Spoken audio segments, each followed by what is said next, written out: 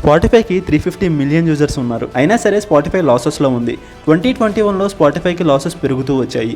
ఇది ఇలా ఉంటే ఒకవైపు నుంచి అమెజాన్ మ్యూజిక్, యాపిల్ మ్యూజిక్ లాంటి వాళ్ళు స్పాటిఫైతో కంపీట్ చేయడానికి ట్రై చేస్తున్నారు. ఇంత కాంపిటీషన్ని స్పాటిఫై ఎలా తట్టుకుంది?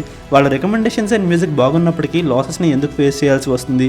ఇన్ని ఇబ్బందులు ఉన్నా కూడా స్పాటిఫై మ్యూజిక్ ఇండస్ట్రీని ఎలా లీడ్ చేయగలుగుతుందని ఈ వీడియోలో చూద్దాం. 90s టైంలో మ్యూజిక్ స్ట్రీమింగ్ అంటూ ఏమి ఉండేది కాదు.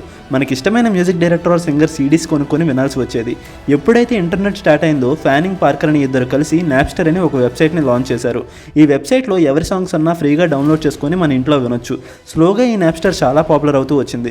కేవలం 4 monthsలో 4 మిలియన్ సాంగ్స్ని డౌన్లోడ్ చేసుకోవడంతో పాటు సంవత్సరంలో 20 మిలియన్ యూజర్స్ని గెయిన్ చేసుకోగలిగారు.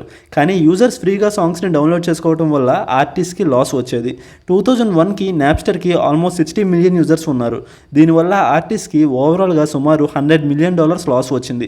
ఫైనల్గా ఆర్టిస్ట్, క్రియేటర్స్ అందరూ కలిసి నాప్స్టర్ మీద లీగల్ కేసు వేయడంతో నాప్స్టర్ వాళ్ళకి కొన్ని $1 మిలియన్ ఫైన్గా పే చేయాల్సి వచ్చింది.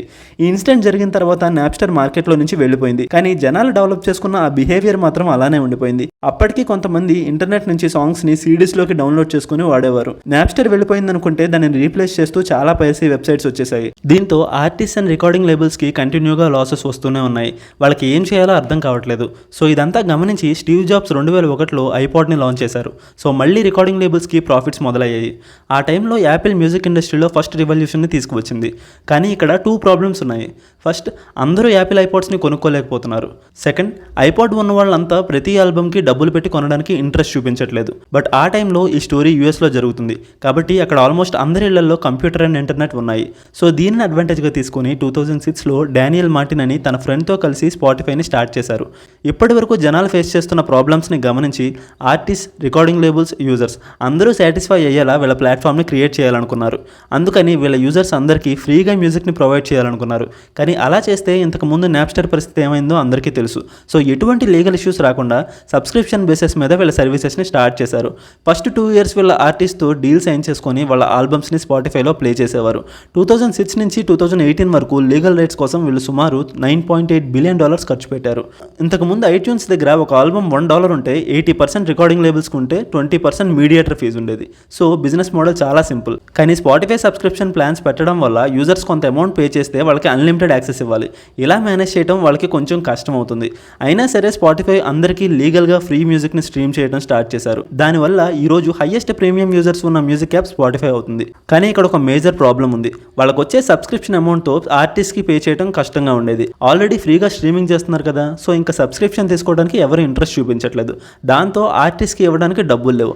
టైలర్ స్విఫ్ట్ లాంటి ఆర్టిస్ట్ లో పేమెంట్ వల్ల స్పాటిఫైతో బాండ్ బ్రేక్ చేసుకున్నారు. ఇదంతా చూశాక ఫ్రీ సర్వీసెస్కి అలవాటు పడిన కస్టమర్ బేస్ని సంపాదించుకున్న స్పాటిఫైకి ఇంకా వేరే ఆప్షన్ లేకుండా పోయింది.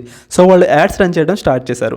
ఇక్కడ స్పాటిఫై వీక్నెస్ని క్యాష్ చేసుకోవడానికి ఇద్దరు జైంట్స్ మ్యూజిక్ ఇండస్ట్రీలోకి ఎంటర్ అయ్యారు. 2015లో యాపిల్ కూడా ఐట్యూన్స్ బదులు యాపిల్ మ్యూజిక్ని సబ్స్క్రిప్షన్ బేస్ మీద స్టార్ట్ చేశారు. అదే సంవత్సరం నవంబర్లో యూట్యూబ్ కూడా యూట్యూబ్ మ్యూజిక్ని లాంచ్ చేశారు. వీళ్ళు తలుచుకుంటే స్పాటిఫై కథ అప్పుడే క్లోజ్ అయిపోయేది. ఎందుకంటే ఆల్రెడీ స్పాటిఫై లాసెస్లో ఉంది. YouTube app and Apple community నుంచి వీళ్ళకి కొంత కస్టమర్ బేస్ ఉంది. ఇక్కడ స్పాటిఫైకి ఉన్న ఓన్లీ అడ్వాంటేజ్ ఏంటంటే వాళ్ళ ప్లేలిస్ట్, పాడ్కాస్ట్ అండ్ కంటెంట్. యూట్యూబ్కి ఉన్న 2.1 బిలియన్ యూజర్స్లో 30 మిలియన్ యూజర్స్ పెయిడ్ సబ్స్క్రిప్షన్ తీసుకున్నారు.